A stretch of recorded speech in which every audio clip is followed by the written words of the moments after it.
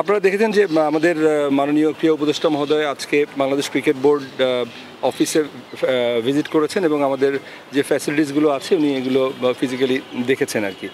তো তার আজকের এই আসার মূল যে বিষয়টা আমি যেটা যতটুকু বুঝতে পেরেছি যে মূলত উপদেষ্টা মহোদয়ের হয়তো আরও পরিকল্পনা রয়েছে, উনি খুব শীঘ্রই হয়তো অন্যান্য ফেডারেশনগুলোতেও যাবেন। তারই ধারাবাহিকতা হয়তো বা আজকে আমাদের এই ক্রিকেট বোর্ড অফিসে উনি এসেছিলেন। আলোচনা বাবু তামিমের সাথে কি আলোচনা হলো, যদি মানে আসিফের সাথে তামিমের যে আলোচনাটা হচ্ছে?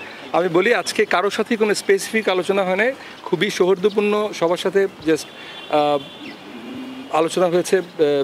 বিভিন্ন অভিজ্ঞতা, বিভিন্ন তাদের এক্সপিরিয়েন্স একজন আরেকজনের সাথে শেয়ার করেছে, এক একজনের এক একটা এরিয়াতে এক্সপিরিয়েন্স। এই বিষয়গুলি মোটামুটি কথা হয়েছে। স্পেসিফিক কোনো আপনারা যেটা জানতে চাচ্ছেন বা বুঝতে চাচ্ছেন এরকম কোনো বিষয়ে কথা হয়নি। রোজ আমার দুইটা ইস্যু, সামনে তো টি-20 বিশ্বকাপ, দুই একদিন হয়তো সময় আছে। জি, এই বিষয় নিয়ে তো আপনাদের একটা পরামর্শ উপদেষ্টা নেওয়ার কথা, সেই বিষয়ে আপনার সাথে কি আলোচনা হয়েছে? এটার পরে নারী বিশ্বকাপের যে বিষয়টা রয়েছে সেটা আপনারা জানেন যে আমাদের প্রিপারেশনের দিক থেকে আমরা ফুললি কনফিডেন্ট যে সময় আছে, সেই সময়ের মধ্যে আমরা করতে পারবো।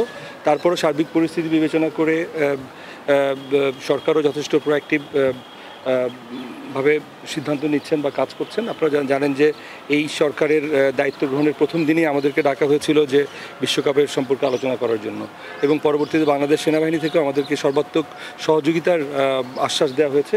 এবং এই দুটো বিষয়ে আমরা ইন্টারন্যাশনাল ক্রিকেট কাউন্সিল যারা এর দায়িত্বে আছেন তাদেরকে অবহিত করেছি এবং they are happy with our preparation and everything.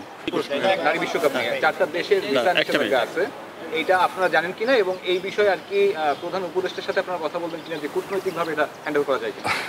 এই বিষয়টা কিন্তু আবারও বলছি যে সরকারও যথেষ্ট গুরুত্ব সহকারে নিয়েছেন বলেই কিন্তু তাদের দায়িত্ব গ্রহণের প্রথম দিনই আমাদের সাথে দেখা করেছেন, এবং এই বিষয়টা অলরেডি কমিউনিকেট করা হয়েছে। এটা ভিসা নিষেধাজ্ঞা না, ট্রাভেল অ্যাডভাইজারি আছে, যেটা কোনো ক্ষেত্রে সতর্কতা আছে এবং কোনো ক্ষেত্রে আমাদের দেশে ট্রাভেলের ব্যাপারে কিছু রেস্ট্রিকশন রয়েছে। সো এই আলোকেই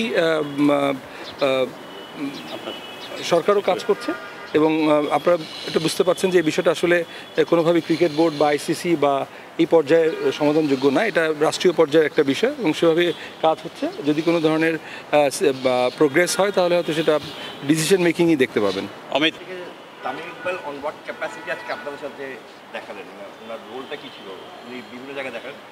এই বিষয়টা আসলে আমি অবগত না কি ক্যাপাসিটিতে, বাট উনি এসছেন যেহেতু উপদেষ্টা মহোদয় ছিলেন এবং ওনার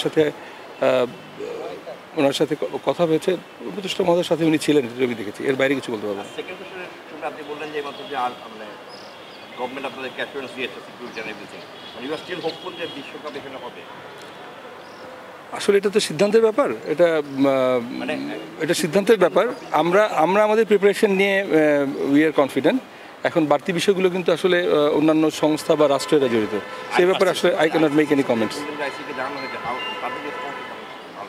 দে are positive about our arrangements and they are confident যে তোমাদের যে ক্যাপাবিলিটি বা তোমাদের যে এক্সপিরিয়েন্স সেটা দিয়ে we have no doubt about it, but travel রেস্ট্রিকশনটা তাদের জন্য একটা মূল চ্যালেঞ্জ।